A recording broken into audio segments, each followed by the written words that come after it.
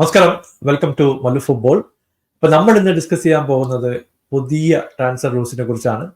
അപ്പോൾ കോണ്ടന്റ് ഇഷ്ടപ്പെടുകയാണെങ്കിൽ സബ്സ്ക്രൈബ് ചെയ്യാൻ മറക്കരുത്. നമുക്ക് മാഞ്ചസ്റ്റർ സിറ്റിയുടെ ഒരു ട്രാൻസ്ഫർ അപ്ഡേറ്റ് തന്നെ സ്റ്റാർട്ട് ചെയ്യാം. സിറ്റിയുടെ വിശേഷങ്ങളെ പറ്റി ഒരുപാട് ആൾക്കാർ ചോദിക്കുന്നുണ്ടായിരുന്നു. ഈ സീസണിലെ ആദ്യത്തെ സൈനിങ് കംപ്ലീറ്റ് ആയി. ബ്രസീലിയൻ വിങ്ങർ ആയിട്ടുള്ള സാവിയോയെ 22 മില്യൺ പ്ലസ് ആഡ് ഓൺ കൊടുത്തിട്ട് സിറ്റി സൈൻ ചെയ്ത് കഴിഞ്ഞു. അപ്പൊ ടോട്ടലി ഒരു 33 മില്യൺ ഡീലാണ്. ആ വിങ്ങിൽ നല്ല രീതിയിലുള്ള ഒരു ഡെപ്ത് കൊണ്ടുവരാൻ ഈ ഒരു ടാലന്റഡ് വിങ്ങർക്ക് സാധിക്കുമെന്നാണ് പെപ്പിന്റെ ഒരു കണക്കൂട്ടൽ. മറ്റൊരു ന്യൂസ് നമ്മൾ കേൾക്കുന്നത് സ്പെയിന്റെ സൂപ്പർ സ്റ്റാർ ആയിട്ടുള്ള ഡാനി ഓൾമോ ചിലപ്പോൾ സിറ്റിയിലേക്ക് എത്തിയേക്കും. പുള്ളിയെ സൈൻ ചെയ്യാൻ വേണ്ടിയിട്ട് പെപ്പ് ഗ്രീൻ സിഗ്നൽ നൽകി അണിയറയിൽ പ്രവർത്തിച്ചുകൊണ്ടിരിക്കുന്നു എന്നുള്ള വാർത്തകൾ നമ്മൾ കണ്ടുകൊണ്ടിരിക്കുകയാണ്. വളരെ ഇന്റലിജന്റ് ആയിട്ടുള്ള പൊസിഷണൽ അവയർനെസ് ഉള്ള ഒരു പ്ലെയറാണ് ഓൾമോ. പുള്ളിയുടെ കോൺട്രിബ്യൂഷൻ നമ്മൾ യൂറോ ഫൈനലിലും സെമി ഫൈനലിലും ഒക്കെ കണ്ടതാണ്. ഒഫൻസിലും ഡിഫൻസിലും നല്ല രീതിയിൽ ഇമ്പാക്ട് കൊണ്ടുവരാൻ പറ്റുന്ന പ്ലെയറാണ്. പാക്കേജും കോസ്റ്റും ഒന്നും നമുക്കിപ്പോൾ അറിയില്ല. കൂടുതൽ വിവരങ്ങളൊക്കെ ആയിട്ട് നമുക്ക് കാത്തിരിക്കാം. യുണൈറ്റഡ് ട്രാൻസ്ഫർ മാർക്കറ്റിൽ തരംഗം സൃഷ്ടിച്ചുകൊണ്ടിരിക്കുകയാണ്. ഒരു മാനേജ്മെന്റ് ചേഞ്ച് ആയതോടെ യുണൈറ്റഡിന്റെ ട്രാൻസ്ഫർ സ്ട്രാറ്റജി ആകെപ്പാടെ മാറി മറിഞ്ഞു എന്ന് പറയേണ്ടി വരും. യൂറോയുടെ സൈനിങ് കംപ്ലീറ്റ് ആയി.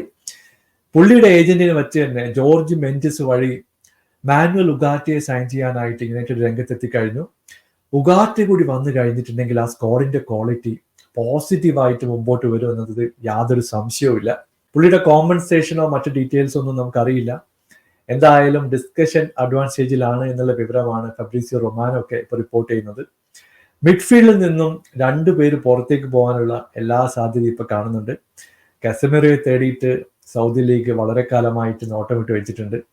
സ്കോട്ട് മെക്ടോമിനി ആണെങ്കിൽ നല്ലൊരു ഓഫറൊക്കെ കിട്ടിക്കഴിഞ്ഞാൽ പുള്ളിയെ സെല് ചെയ്യുകയും ചെയ്യാം. ഈ 2 പേരെ റീസെല് ചെയ്തുകൊണ്ട് ഒരു നല്ല രീതിയിലുള്ള ഒരു ക്യാഷ് റൈസ് ചെയ്യാൻ യുണൈറ്റഡിന് സാധിക്കും.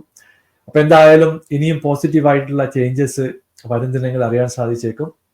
മറ്റൊരു ന്യൂസ് നമ്മൾ കേൾക്കുന്നത് ആസ്റ്റൺ വില്ല സൈഡിൽ നിന്നാണ്. എംബ്രി ആരും കാണാതെ കുറെ പ്ലേയേഴ്സിനെ സൈൻ ചെയ്യുന്നുണ്ട്. എവർട്ടണിൽ നിന്നും അമിഡു ഒനാനയെ 50 മില്യൺ പ്ലസ് ആഡ് ഓൺസിന്റെ ഒരു ഡീലിലൂടെ ആസ്റ്റൺ വില്ല സൈൻ ചെയ്തിട്ടുണ്ട്. സൺഡേ ആണ് മെഡിക്കൽ നടക്കാൻ പോകുന്നത്. എന്തായാലും ഉനെ എംബ്രിയുടെ കൈ കിട്ടിക്കഴിഞ്ഞിട്ടുണ്ടെങ്കിൽ ഒനാനയെ നല്ല രീതിയിൽ തന്നെ മോൾഡ് ചെയ്ത് ഒരു ഫോഴ്സ് ആക്കി മാറ്റാനുള്ള സാധ്യത നമ്മൾ കാണുന്നുണ്ട്.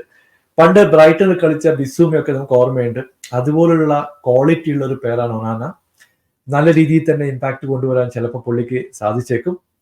മറ്റൊരു ന്യൂസ് കേൾക്കുന്നത് ചെൽസിയുടെ സൈഡിൽ നിന്നാണ്. ചെൽസിയുടെ സെന്റർ ബാക്ക് ആയിട്ടുള്ള മലാങ് സാർ ഈ ഒരു സീസണിൽ ക്ലബ്ബ് വിട്ടുപോയാൽ അതൊരു അത്ഭുതപ്പെടേണ്ടതില്ല. കാരണം ചെൽസി അദ്ദേഹത്തിന് ഗ്രീൻ ലൈറ്റ് നൽകി കഴിഞ്ഞു. പുള്ളിക്ക് പോകാൻ താല്പര്യമുണ്ടെങ്കിൽ തടയണ്ട എന്നുള്ളൊരു ലൈനാണ് ചെൽസിയുടേത്.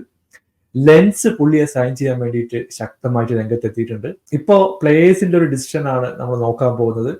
പുള്ളിക്ക് താല്പര്യമുണ്ടെങ്കിൽ ചിലപ്പോൾ ഈ സീസണിൽ തന്നെ വിട്ടുപോകാനുള്ള എല്ലാ സാധ്യതയും നമ്മൾ കാണുന്നുണ്ട്.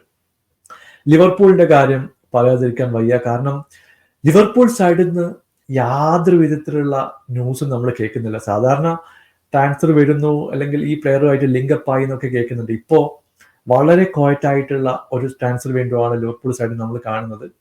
ലിവർപൂൾ പലപ്പോഴും മാർക്കറ്റിൽ നമ്മൾ സർപ്രൈസ് ചെയ്യാറുണ്ട്. ഇപ്പൊ സബോസ്ലൈയുടെ സൈനിങ് ഒക്കെ സൈൻ ചെയ്തതിന് ശേഷമാണ് മീഡിയ ഒക്കെ അറിയുന്നത്. അതുപോലെ റിലീസ് ക്ലോസ് ഒക്കെ ട്രിഗർ ചെയ്ത് ഇനി ആരെങ്കിലും വാങ്ങിക്കുമെന്ന് അറിയില്ല. പക്ഷെ ആർനെ സ്ലോട്ടും FSGയും വളരെ വളരെ നെഗറ്റീവായിട്ടാണ് ഇപ്പോൾ മുമ്പോട്ട് പോകുന്നത്. ഇനി അവസാന ഘട്ടത്തിൽ വലിയ വലിയ പ്ലാനൊക്കെ എക്സിക്യൂട്ട് ചെയ്തിട്ട് പ്ലേയേഴ്സിനൊക്കെ കൊണ്ടുവരുമോ എന്നുള്ള കാര്യം നമുക്കറിയില്ല. സ്പേഴ്സിന്റെ കാര്യത്തിൽ നമുക്കൊരു സ്ട്രൈക്കർ വേണം. ഇപ്പോഴും തപ്പിക്കൊണ്ടിരിക്കുകയാണ്. ഇപ്പൊ വെലീസിന് വെച്ചിട്ട് അടുത്ത സീസൺ ഓടിക്കുക എന്ന് പറയുന്നത് അത്ര ബുദ്ധിയല്ല. റിച്ചാർഡ്സൺ ആണെങ്കിൽ ഹാഫ് ഓഫ് ദ സീസൺ ഒരു ആവറേജ് കളിയും ഹാഫ് ഓഫ് ദ സീസൺ മോശം കളിയായിരിക്കും. പുള്ളിയെ ഓഫ് ലോഡ് ചെയ്തുകൊണ്ട് ഒരു നല്ല സ്ട്രൈക്കറെ കൊണ്ടുവരാൻ സ്പേഴ്സിന് സാധിക്കുമോ എന്നുള്ളത് ഒരു പ്രശ്നമാണ്. എസ്എയുടെ കാര്യമൊക്കെ നമ്മൾ കേൾക്കുന്നുണ്ട്. ഇന്ന് വരും നാളെ വരും എന്നുള്ള പ്രതീക്ഷയിലാണ്. പക്ഷെ ഒന്നും നടക്കുമോ എന്നറിയില്ല. നിങ്ങളുടെ അഭിപ്രായം താഴെ അറിയിക്കുക. പുതിയൊരു വീഡിയോയുമായി വീണ്ടും കാണാം. Thank you so much for watching. Bye for now.